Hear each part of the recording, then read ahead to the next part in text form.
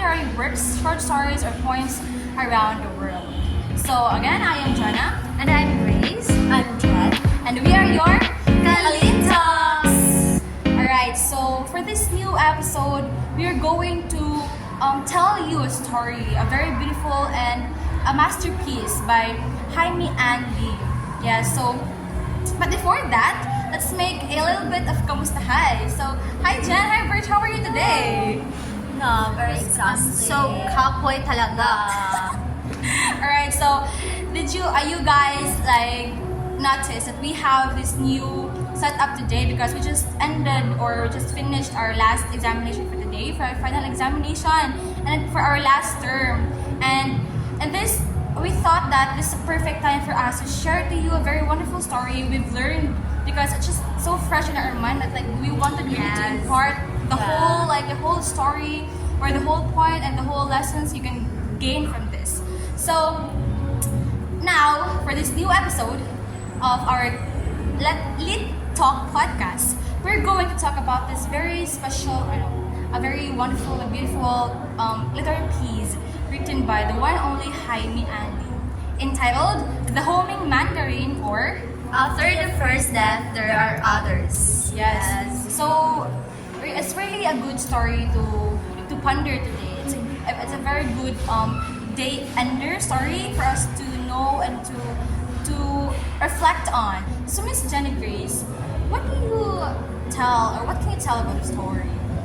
So basically, the short story is to explore more in grief, loss, and the concept of memory and how we carry the essence of someone bitaw nga nang wala na nato. Like we long for someone nga like nag-hope ka nga mabalik but You, Miss Jen.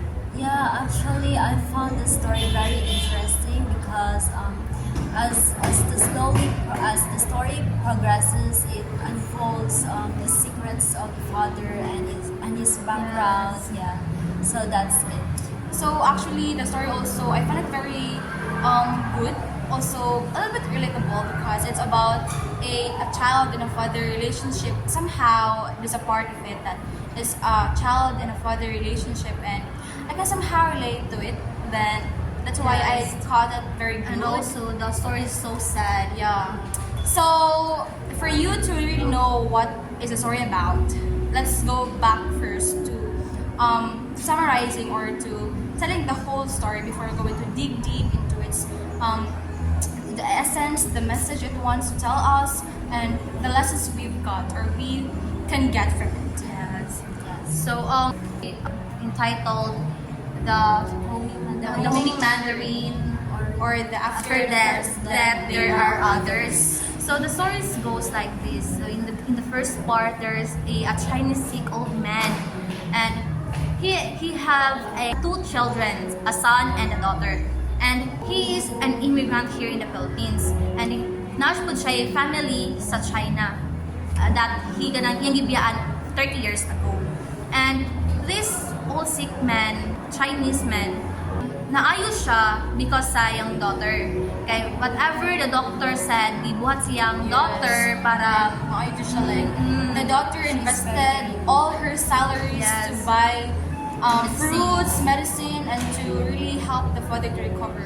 Okay. And yes, and this Chinese man, na-share ka ng mga kauban sa mahjong, because like he likes to play mahjong bodies. Yes.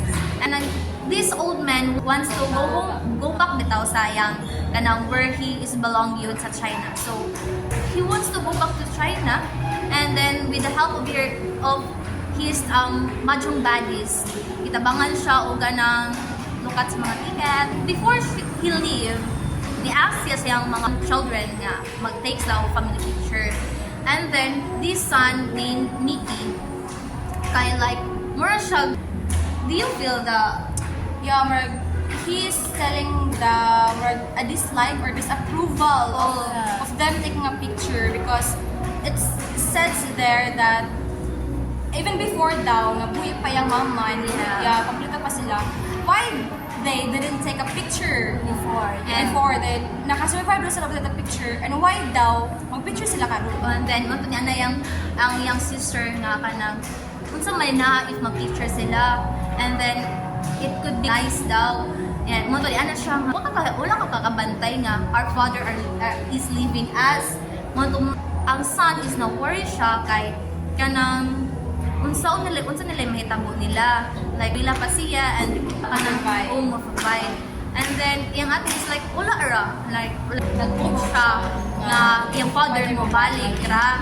And then ang son kay dili jud, He thought that the father left his family 30 years ago from sa China. Yes. Then do you believe or do you still expect nga mabalik pa siya nato after all those Yes. years? So like he's thinking na why does his sister still hopes? The time has come nga iyang papa is kanang balik na gyud sa China where he belongs, and matilag hatod sa pier. Aniana si Lisa yung daughter nga, babay papa, don't forget to write a letter for us kay ang letter is more na ang way nga sila communication.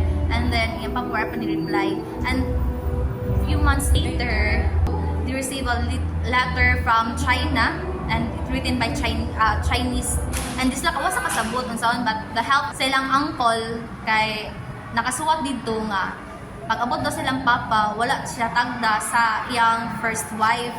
And kisam sa ganahan mo tag-adang 30 years kanibalik. 30 years. Huy! Dugay na kayo. Yeah, so after few years, Mickey already graduated college. And He became a teacher. yes. And Lisa always hoping kanang mubalik ilang father. Sige siya pungutan namin ni Mickey kano sa mubalik ilang papa, ana.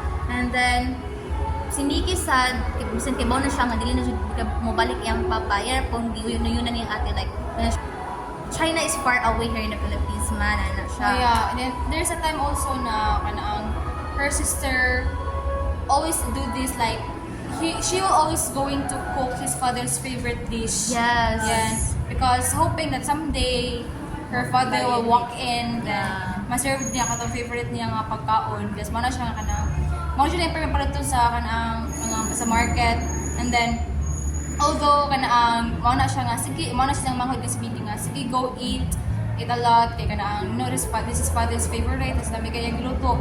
Pero she herself kay dili siya kakaroon tarong because ipadungan niya hungit like murag dismay na siya sa mag-uulong sa siya kay lagi she still is longing for his mother. Yes. And after a few months, naka-receive sila letter from their father nga nakasuot dito nga kanang asking for a jacket kay kanang TikTok na. winter season na dito sa China, and kanang nanom sila og mga mushroom, di ba? And then monto nagpaabot nga monto na dismay si kanang Lisa kay nakanan siya nga ay magpaabot na po siya kanang ting harvest, so It will take long before her father will come back. niya way back sad nga kanang iyang father na pa sa Philippines is like naka-feel of discrimination iyang father kay here in the Philippines like mga labi ng mga street children, if makikita ang mga insect, insect wakang like discriminate ang Yeah, actually, it's really written in the book. yes, like insect wakang That the father, the Chinese old woman, was really like discriminated. and also Mickey don't like nga kanang na siya identity nga Chinese because father side po nila is like mangutana sila nga kanang Mickey ba is kabaw mo tabi sa Chinese ana, and then murag dili siya ganahan nga na identity nga Chinese, and mo to niya siya nga kanang in my heart I will always my mother's son which is a Filipino. Mickey choose to be a Filipino dude, yes, and dugong Pinoy than to be a Chinese. He refused to acknowledge himself As a as a half Chinese. At that time his mother is already dead, And the death of her mother was very sad and unfortunate because also upon reading I also feel pity to him. Yes. Because the story goes like this. After giving birth to their youngest sibling, which then after a year nga pagkamatay silang mama also was dead, ilang baby brother. His mother got sick. Then they decided to nag-adto siya sa kanang provincial hospital. Nagsakay siya sa katuang truck of mga tanong, mga kapras, ana. Then there they set a bed or gidaanan like by something. And then as a child, dito siya sa mama, then gihunghong siya, like na siya gihunghong. Then her mother smiled. After niya gihunghong, so nilakaw siya, dagan siya. So ang gihunghong din niya is this, he asked for an orange, to his mother because her mother have different fruits. Okay? Usually if you get sick man, you have lots of fruits on the other side, no? So like that then. But the very sad part is, pagbalik niya, ay matay na niya. And then that was the last time na marami interaction niya sa yung mother. Then nabalikan na lang niya, marami described na dito na like, her mother is perfectly dressed and white, as peacefully sleeping. And also when the time has come that burial na sa yung mother, all of them wore black except for his mother, because Chinese culture is when they mourn when someone died, they're going to like wear a something white for to show all white. Nag-mourn sila ba? So like also from his point of view, like nagdala siya siyang papa kana puti. If ito na ka nag-ito, di ko nag-interpret niya or nalipa yung papa. Though because ma-original siya ang person sa Chinese, mo nag-ibot ko si Papa pero yes. Sa ato Philippines ba kayang black should be kanang. So that's why you also told you earlier that it's also about culture, difference in culture. And so pagka matay si mama, nagbuhat sa lapida, like nag-calligraph sa name si mama is iyang father. And then at that time sa Monto, nakakuha siya information about siyang father, gikan siyang uncle. Like naingon niyang uncle nga. This is the time where his uncle already introduces his father to him, because all throughout his life he didn't know what happened really before. Why does his father came the Philippines? So wala siya background information about what happened to his father, or even information about his father. That's why something lahi yung point of view, like yung viewpoint yung papa, mura po siya nalagot or something like that, because ano siya kabasa na book. So yeah. So yes, his father came from a wealthy family in China, and kanang dito sa China is that communist, like communist party. So ang kaning communist nila nga kuan is government versus the people. Like ang people is dapat musunod sa gobyerno, then mga pobre, like ang mga dato is ma-equal na sa mga pobre, kay kuan naman sila kayamanan, like ibatas tanan. So sa sadani is ang government kay kontra kanila ang mga dato. So kanang kuan sad, so that time mo to iyang papa is ni-migrate dito sa Philippines ko yung mga barkada and his brothers. Before they left from China, his family, di ba, he came from a very wealthy family. So his family give him and his barkadas or friends and his brother-in-law a money to like pabaon ba to come here from the Philippines and to start something or business. Though when they came to the Philippines, siya ang wala na successful sa business. And all of his friends or even his brother-in-law na success sa business. But then wala nila siya kalimti. Gigaan gyapon na sila of money, like gisuportaan gyapon siya to like pursue to really have a business, because like ang family pud biya niya na provide nila nga makaano sa Philippines. But then wala dito siya, wala dito siya na success on like we also know that in our culture, because diba when you came from a very wealthy family, you're not very used to work, to like work this. Actually, he does calligraphy and he is also very good in poems or mga literature, because the typical mga characteristics of mga dato. So that's and also napo siya sister, and his sister is kanang escape from China. So from China, and ang nakasad sa dito is that ang nagsumur po sayang sister is ang family ang mother ang father ang parents. Grabe ka ironic dira no.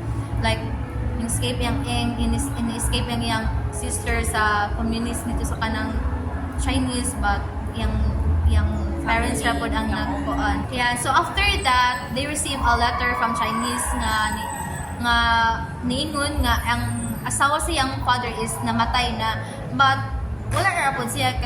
Di siya mag-mourn the second time around pag wala siyang mama.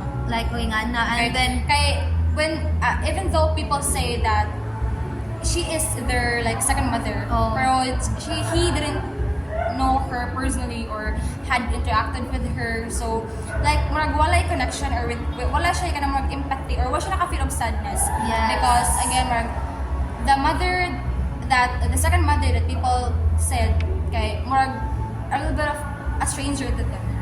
and then also katong time nga ni gitagan siya information about sa father sa iyang uncle, naka-consent siya nga kanang mo forgive siyang father, di ba? Like na to siya nga kanang na-realize na siya. nga mo forgive ni nga nanay ang kanang kaagi sa iyang mama. Yes, so man to. And after few months nga namatay ang iyang stepmother, which is ang katong first wife siyang papa, is naka-receive po silang letter nga ilang father is namatay na sad. Very the letter is very kulang. All the subject lang there is that their father is already gone without any reasons why what happened. Did he had a suicide because of sadness or about his health or Yes, and also sad sa part, like yung ate is kanang still hoping but pag daw sa letters and wala na, and then kanang believe nga kanang sinalando sa yung ate kay yung ate is nanay duha ka anak and buntis pa sad, and then gibiyaan sa amahan, and manto sila lang duha ang they mourn Jud when they receive the letter, because who wouldn't, right? When you even though you didn't really is a fond of your father, but you received a letter that's very like kulang siya sa details. Yes. But he said at the end that he also feel like kanaang kaginhawa siya ba, knowing nga marag di na gid siya mobile. like kalang na-stop na po ng ilang hoping nga wala na ilang father. And then, Yeah, so you know the stories kanang grabe din siya kasad. First pa lang and sunod ang pagkapatay, like from mother, baby brother, And the wife. So now that the story is already told, I will now give my observation to the storyline and the characters. So, did you notice that each character has their own personalities, unique personalities? Like the sister Lisa is very independent, self-reliant, and she will really stand up for what she decide of. So she's gonna, although everything. her brother is very kanang dili so good, but she is very kanang persistent, like hopeful actually. hopeful. And then sa brother na side is kanang very distrustful kay siya sa iyang father. Like I can say that he is very sensitive and introspective to the point. So something like that. And now let's to the plot line naman sad.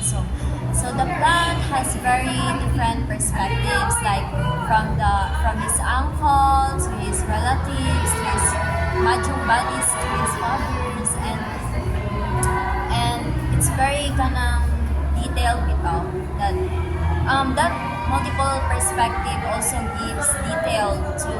gives description to the story. It adds details and it supports na inato na yung father. So I also noticed that there are many symbolics and metaphorical figures of speech used, like the Mandarin and the culture, like the black and white, the black and white outfit. So his father is wearing white but kanang siya rin naglahi. Then it's a symbol di ay of cultural differences. So I can also say that from the narrator's point of view, it's very detailed, it's very comprehensive. You can really understand. It didn't really use kanang really kanang Complicated words. Yeah, complicated. You can really just understand by thoroughly reading everything. Yeah. Also, it's very comprehensive because in every scenario or every part of the story, it has a title or words like it that to give you implies or conclude, basta summarizes what will going to happen and And give you that hints. scenarios, Yeah, yes. going to happen next. So that's all for mine. Okay. The story really talks about the person, the father's cultural differences. It really gives us a viewpoint of all going to happen if there's a difference in culture and also an interpretation of someone. Yes. Then also from the title itself, the Mandarin. What was the meaning of the Mandarin? Yes, the Mandarin is that kanang where the place that where you belong. Yeah. Yes, that familiar to you. Yeah. Yes, So that. like also that we interpreted that we've learned we've thought about the message of the story is that the father, why does he wanted to go back to the China because he feels or somehow he already has an idea that he's going to like die or Die he's soon, going yeah. to He's nearing his death. he's near to his death. And in that part, also like as a Filipino, same with the Filipinos, this also imparts the same culture. So we Filipinos, if we somehow know that it's our time, we really wanted to go back to our house because we wanted to be like to end our life there. Like we wanted to go back home because they said home where you are born, your native land. Home is where our heart is. Yes, from the title. From the title song. So also it depicts a lot of death Yes. from the mother, from the mother, to his brothers, First also his death, his uncles. Yes. So it really also depicts death based on its title also. So the lessons I've learned from the story is that it also is important for us to know the culture or the experiences that our father or even ancestors or grandfathers culture. No, we really don't like. Although we can't really blame the person or the boy or Nikki because he didn't really know everything. But for us to like really know the culture, the background, the experiences he had before we go in to judge our like mga elders. Yeah, that's what I'm doing. So for me, it's very important to embrace our cultural identity. It's like our heritage without. It's like our we really need to reconnect with our roots and heritage. It's not like same sa iyang father na is like sanay nga siya diri sa Philippines, like iya gyapon ipakita nga Chinese gyapon siya from the outfit that he wore white instead of black. So that's why it's very important that in our education we have cultural exchange programs to embrace diversity and cultural differences. So mo nang akong applications from the story. So how about you, Jen? For me is that perspective sa ate, sisters na hoping nang maglonging sa atong family, parents, sabi sa parents labi na kita malayo ta sa atong ginikanan. Sige ka na hope na mabalik na sila. And then like sa sister na sige siya hope nga hoping nga kanang mabalik pa ang iyang father nila. Bisan tuod nga like wala na siya na mabalik siya. There's no assurance, man. Yes, The yeah. father will go back because at some point that they cannot really have a contact, direct contact, just a letter. Letter, yeah. The letter is written in Chinese pa jud, and they're not, Yes, it's not very okay pa jud clear kayo nagibabot. So yeah, that's also it's really important for us to like really be aware of different cultures, different like experiences our grandfather or fathers had. No, we don't just like judge it in that certain moment. Also going to understand them. And also, I can also relate from the sisters' perspective, because as someone who really thinks about his father's presence, yeah, because she's longing for it. Then she really has the persistent, the patience, very my God, no. That's she sacrificed everything as a sister, of course, also no, like she provided everything for his brother, and she had lots of sacrifices. So it's also like a great point for us to really also reflect on the story. So that ends our storytelling for today, for this today's podcast or LITalk episode. So I hope you get a lot of emotions also as we felt as we read that first, and also for lessons and reflections that you really get from the short story by our very own Jaime and so literature enthusiasts,